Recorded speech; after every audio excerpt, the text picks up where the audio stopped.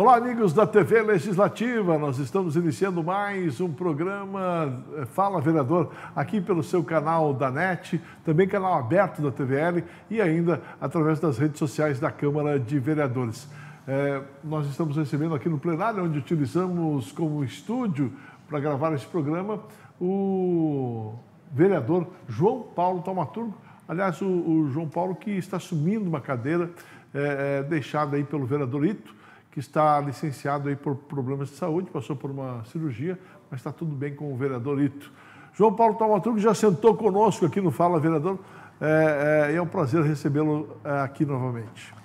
Obrigado, Marcão, obrigado a toda a audiência aí, os telespectadores da TV Legislativa, esse importante órgão de comunicação do nosso município, que faz esse importante trabalho de registrar a atividade do Legislativo Municipal, e muito mais que isso também, estando presente na comunidade, trazendo pautas importantes para a nossa cidade, enfim. É uma alegria estar aqui contigo, a gente que se conhece há tanto tempo, poder falar um pouquinho do mandato, poder falar um pouquinho do que a gente pensa e acredita, e claro, né, também representando aqui o PL de Blumenau, deixar aqui um registro de desejo de pronta recuperação ao vereador Ailton Souza. Às vezes a comunidade, eu tenho me esforçado a falar sobre isso, viu, Marcão? A comunidade às vezes não entende essa troca de cadeiras, né? E isso acontece por uma questão de que o partido é o dono da cadeira, né? O PL de Blumenau, que é o dono, detentor da cadeira de vereador. O Ito teve que fazer essa cirurgia, eu tenho a obrigação e o dever de estar aqui na qualidade de primeiro suplente, assumindo, né, essa responsabilidade. Aliás, é a segunda vez que você assume uma cadeira aqui na Câmara de Vereadores, mas algumas pessoas ainda não conhecem o João Paulo Thaumaturgo, que já tem uma história, apesar da juventude, já tem uma história aí no Executivo, já tem uma história política aqui na cidade de Blumenau. Mas quem é o João Paulo Thaumaturgo? Marcão, eu tenho dado... A gente que trabalhou muito com a juventude e tal, né, na época da assessoria da juventude e tal, eu tenho falado assim, cara, o maior conselho que um jovem pode receber é envelheça. Então eu já me considero velho, estou com 32, né, já passei dessa fase de juventude. Estou na idade que o prefeito Napoleão foi eleito prefeito, por exemplo. Então está na hora da gente assumir essa vida adulta, né, já sou pai, então tem toda uma circunstância. Quem é João Paulo Thaumaturgo? João Paulo Thaumaturgo é nascido em Blumenau, nasci no centro da cidade, fui criado a minha vida inteira no centro. Muita vivência nos bairros, meu pai sempre foi um cara envolvido com o Clube de Castilho, Associação de Morador, tive muita participação nos bairros da cidade, até por conta do nosso negócio, tive uma ligação muito forte com a região onde eu moro hoje, que é o Badenf, moro no Badenf, lá onde a gente tem um cemitério lá, do cemitério São José. Mas João Paulo Thaumaturgo, na verdade, é uma pessoa inquieta, uma pessoa cheia de porquês e que sempre se meteu a organizar as coisas. Uma vez eu me lembro que fez um depoimento para mim, falando de uma vez no Ramiro Ridger, onde eu juntei uma galera para jogar basquete e tal. Me lembrei disso agora, por acaso.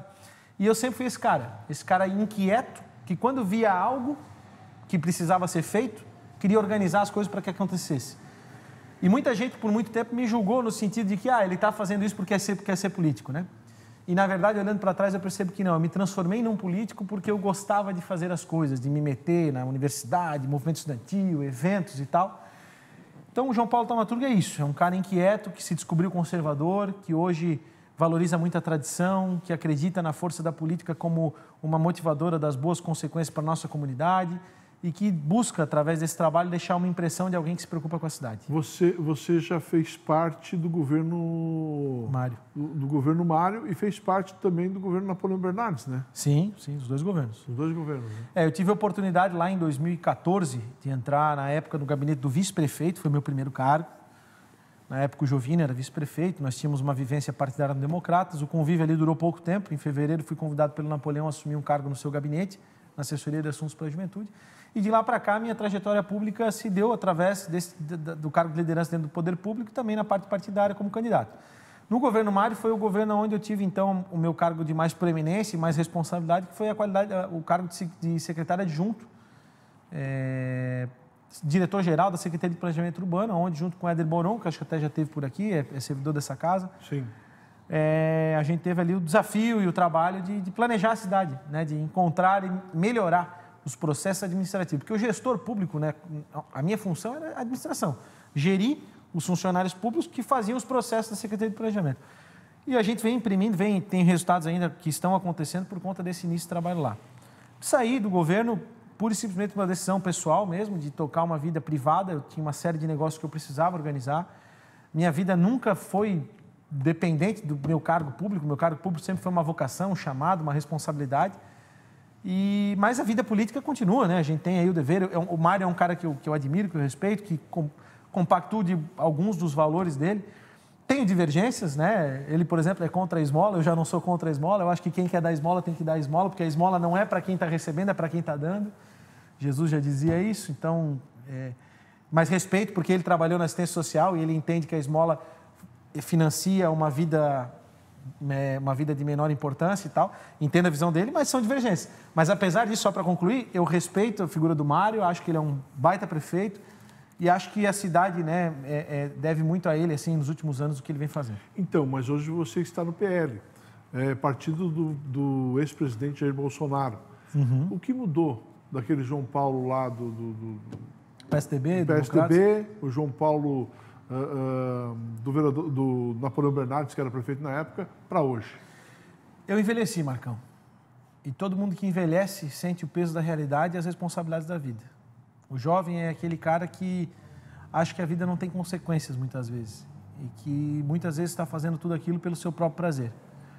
Já o velho não. O velho tem filho, paga conta, tem boleto, se preocupa com a qualidade de vida do que vai deixar para a família. E eu enxergo na liderança do presidente Jair Bolsonaro alguém que representa um pouco do que eu acredito.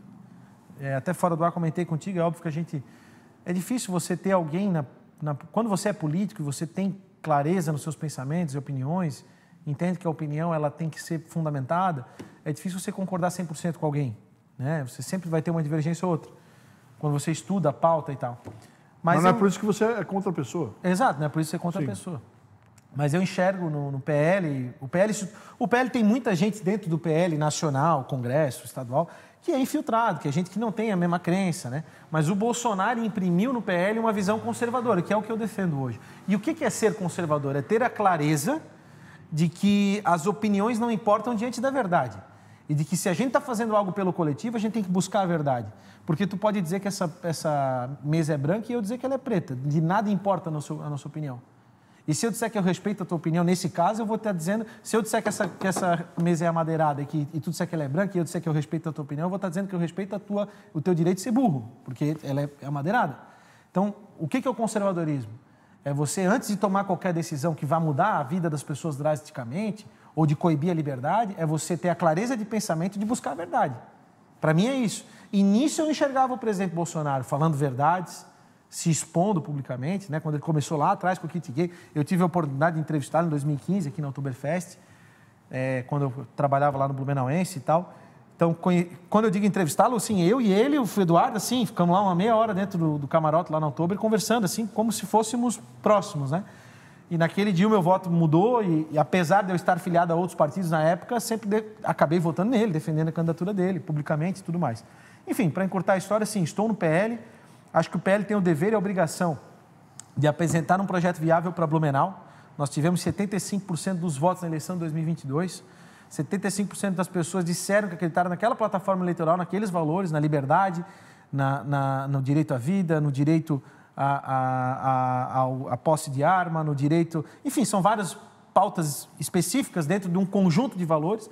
E a gente tem o dever e a obrigação de apresentar esse nome. Quem é esse nome? Não sei. Tá acontecendo. Uhum. Não é que está cedo para dizer. Está chegando a hora. Certo. E eu, enquanto político, posso afirmar aqui de que participarei da eleição municipal de alguma forma. Estando ali no partido, sendo candidato a vereador, me colocando à disposição para algo a mais, estando ali para contribuir. Certo. Mas, voltando àquele nosso assunto, você é PL? Você defende o que diz o PL? Ou você hoje é Jair Bolsonaro? Eu hoje acredito que o PL se tornou um partido conservador por conta de todas as lideranças, não é só Bolsonaro. Aqui em Santa Catarina, por exemplo, a gente tem Júlia Zanata, a gente tem Ana Campanholo, a gente tem uma série de lideranças que representam os valores que eu acredito, entendeu? Então, o Jair Bolsonaro representa toda essa galera de alguma forma? Sim, entendeu? Mas tem muito mais gente no PL hoje que defende a pauta que eu defendo do que em qualquer outro partido. Por exemplo, tem muita gente que me assimila ao Novo. Vou dar um exemplo aqui, dar nome aos bois. Sim. João, por que tu não está no Novo? Eu não estou no Novo porque o Novo, na minha visão, e que se ofendam se for o caso, na minha visão o Novo não sabe fazer política. Na minha visão o Novo... É muito novo. Ele tem uma baita de uma pauta, ele tem uma baita de um viés, às vezes muito libertário demais, que não é bom, né? por exemplo, na pauta do SES, da municipalização, depois tu vai querer entrar nesse assunto. O Novo é contra. Dinheiro público, etc. Eu sou a favor. Mais uma praça, um parque na entrada da cidade. Não é dever do poder público fomentar iniciativas que melhorem a vida da nossa comunidade, pô? Tem que ter dinheiro para isso, pô. Não é só o dinheiro que importa. A pauta econômica, ela é uma coisa. Mas e a pauta moral? O dinheiro, a gente tem que economizar. Quanto menos gastar, melhor. É dinheiro do contribuinte, concordo.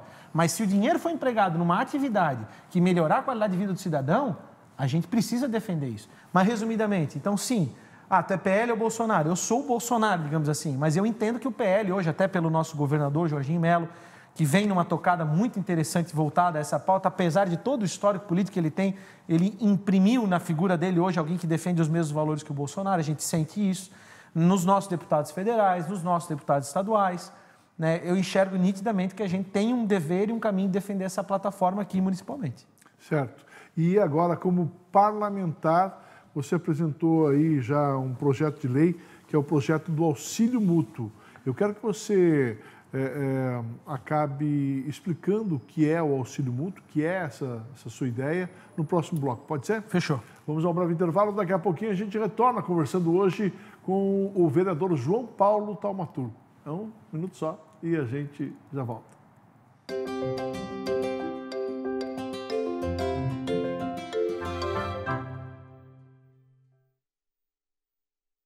É da nossa tradição essa vontade de fazer acontecer. Todos os dias, todas as horas, conseguimos fazer da tristeza a nossa superação, das conquistas o nosso objetivo. A Câmara Municipal faz parte dessa história, na fiscalização e na promoção de um debate contínuo com a nossa sociedade. Acompanhe as atividades do Legislativo no site e exerça hoje e sempre sua cidadania. Câmara Municipal de Blumenau, fazendo parte dessa história.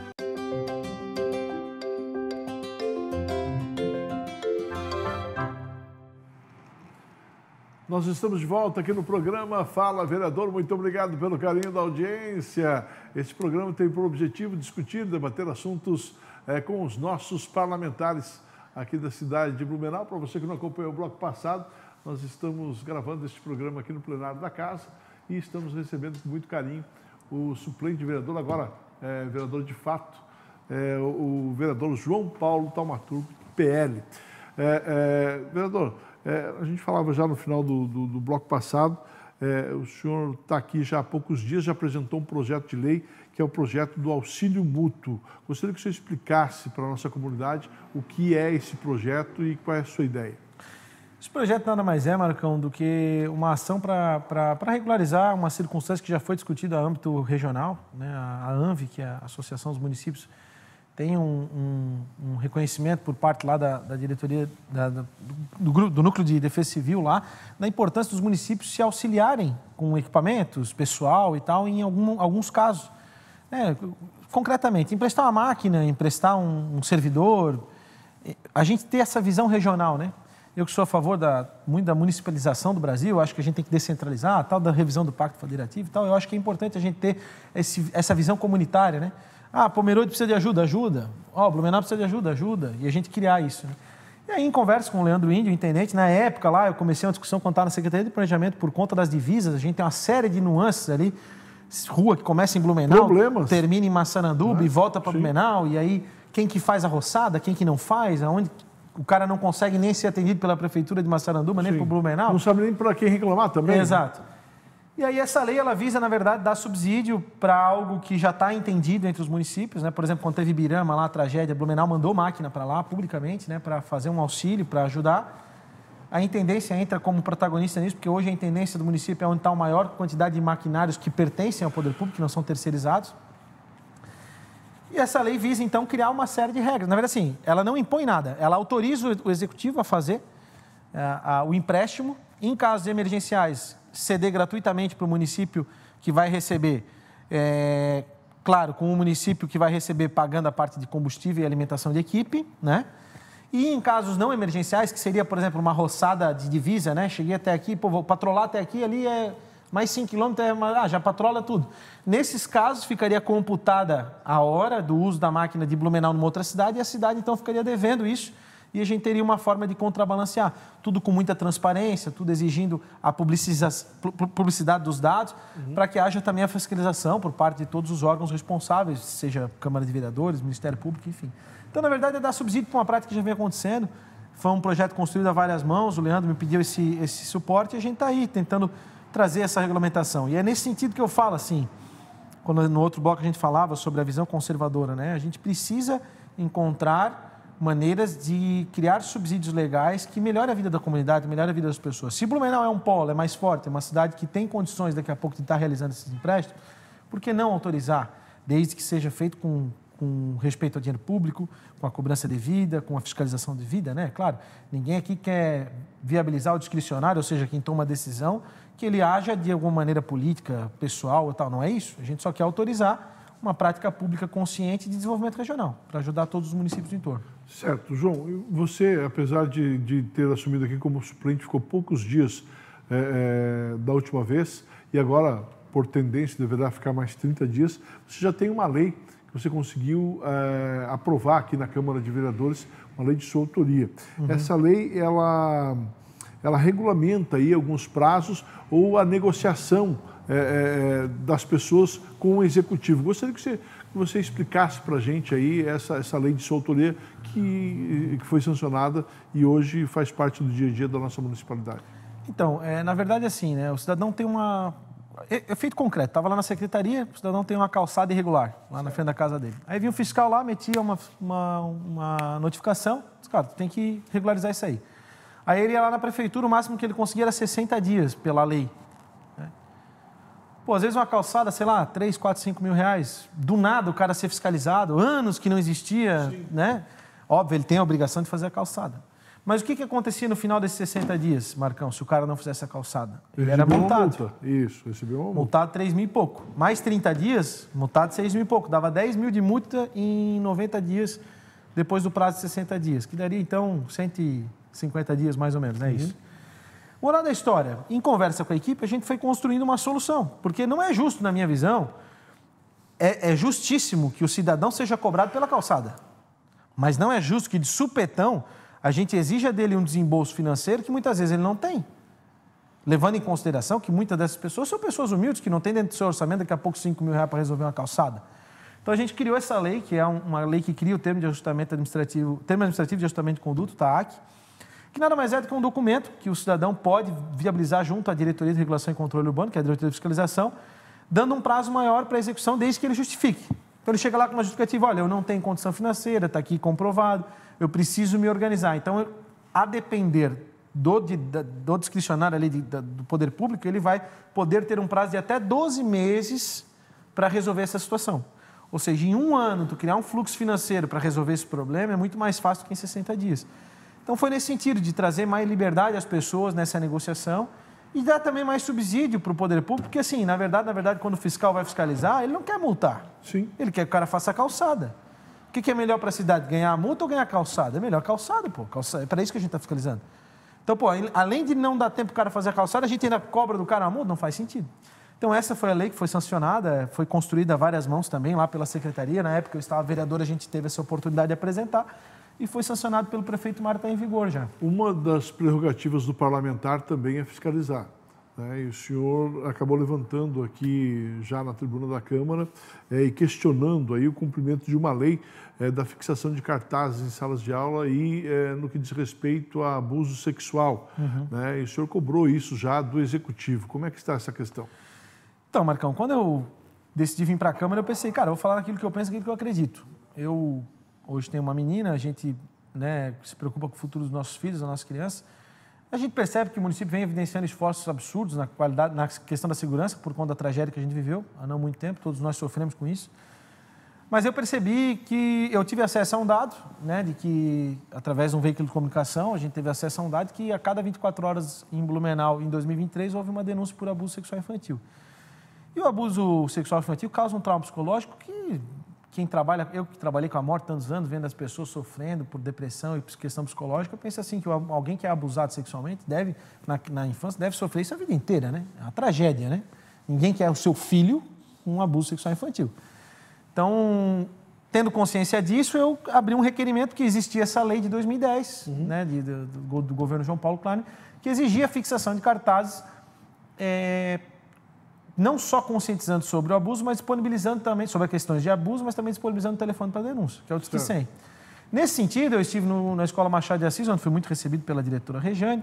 De pronto, ela já me confirmou de que os cartazes não existiam, eu imaginei que não deveria existir. Tomei por base que se não existia no Machado, muito provavelmente a maioria das escolas do município não teriam, porque o Machado realmente é uma escola, é a maior escola do município, são 1.600 alunos e tal. Nesse sentido, saí de lá, providenciando esse requerimento e já em diálogo com a Secretaria de Educação e com a Secretaria de Comunicação, a gente está viabilizando aí a instalação desses cartazes. Aí tem quem vai dizer, João, mas instalar cartaz, qual é a efetividade disso, né? O que um cartazinho vai mudar e tal? Não é o cartaz em si que importa, mas o ato de fixar. É o professor levar o cartaz para a sala de aula, isso vai acabar gerando burburinho entre os alunos, isso vai gerar um diálogo, né? Abuso sexual é um tema polêmico e é nesse sentido, conscientizar. Porque a pergunta que eu me faço, Marcão, e aí é o que me assusta de verdade sobre esse tema é, se houver uma denúncia a cada 24 horas em 2023 sobre abuso sexual infantil, quantas aconteceram de verdade? Quantas acontecem todos os dias e não são denunciadas? E na minha visão, estão querendo transformar a pedofilia em doença, né? Eu sou contra isso. Para mim, pedofilia é crime. Pedofilia é um ato de maldade. De qualquer ser humano que tiver essa tendência, precisa ser coibido. Não é uma questão de doença, não. É uma questão criminal. E precisa ser tratada dessa forma. Então, a pauta, na verdade, ela vai muito além de um cartaz. A pauta vem de conscientização moral da nossa sociedade. Que, infelizmente, a gente percebe por várias questões, cada vez mais corrompida, né? Bom, e o senhor quer que que essa lei seja, no mínimo, cumprida? A gente está articulando nesse sentido. O Executivo foi prontamente atencioso, o Matias, na hora, o secretário de Educação, na hora, me deu retorno. Disse, olha, João, realmente a gente não tinha conhecimento. Já existe dentro do programa de investimentos do município um grupo multidisciplinar para a área psicológica, no sentido de atendimento aos professores e às crianças, mas não havia fixação desse cartaz em específico, que, na minha visão, tem uma ação efetiva porque coloca um elemento novo dentro da sala de aula que vai gerar burburinho entre os alunos. E aí, possivelmente, vai ter lá uma criança que talvez está sofrendo abuso sexual, vai ver aquilo e vai dizer, peraí, isso é abuso, isso é um problema, né? A minha visão é a seguinte, se essa ação salvar uma vida de um trauma psicológico, para mim está valendo. Essa é a função nossa. João Paulo Thaumaturgo, um assunto latente aqui na sociedade. É a municipalização do SESI. Você já deu uma passagem aqui, mas depende agora do governo do Estado, né? Qual é o seu posicionamento? Você já se posicionou aqui a favor? Sim. Mas por que essa demora toda? Blumenau não merece a municipalização? Cara, eu sou do partido do governador, né? A gente tem ali uma interlocução com algum nível de assessoria dele, é natural, pela questão de vínculo partidário e também de amizade. O governador está se organizando, não é fácil assumir uma máquina que nem Santa Catarina, né? Santa Catarina é uma máquina gigantesca. Há as suas justificativas, mas eu tenho reiteradamente me colocado a favor da municipalização, porque eu acredito que o SESI é um equipamento que merece ser da cidade, aberto à comunidade, não que não seja hoje de alguma forma, de alguma forma, não só pelo estádio, que muito positivo é também, porque viabiliza um time, aquela coisa toda do Metropolitano, do Beck e tal. Eu que tenho ali, na minha infância, lembro de vir ver jogo no Deba, assistir jogo do Real que pouca gente cita, foi um time que teve aqui na cidade, e assistir jogo do Metropolitano. Tive lá na fatídica semifinal, que a gente perdeu, tiraram o Maurinho, né? Faz parte, mas não só pelo futebol, mas porque aquilo ali é um baita de um equipamento que pode ser explorado da melhor forma possível. E, na minha visão, a municipalidade tem condições de viabilizar financeiramente esse investimento. Então, eu defendo. Aquela coisa, eu sou contra gastos públicos absurdos, eu sou pela pauta econômica, sou pela pauta liberal, no sentido de que a iniciativa privada tem que tomar atitudes, mas eu entendo que o poder público é um fomentador e, nesse caso em específico, até por ter estado dentro do governo e acompanhado o início desse debate, o prefeito Mário tentou viabilizar de várias formas, com parcerias na iniciativa privada, para que a gente tivesse o equipamento aqui para a cidade, né, pensando até em locação de espaço, etc. Então, eu tenho certeza que o Mário vai tomar uma decisão administrativa correta e eu acho que esse equipamento merece vir para a cidade. O governador está demorando? Está demorando. Você culpa ele por isso? Hoje não. É uma máquina difícil. Mas o nosso papel aqui é cobrar. Eu tenho certeza que em breve a gente deve ter um desfecho positivo nesse sentido. Pelo menos eu espero isso.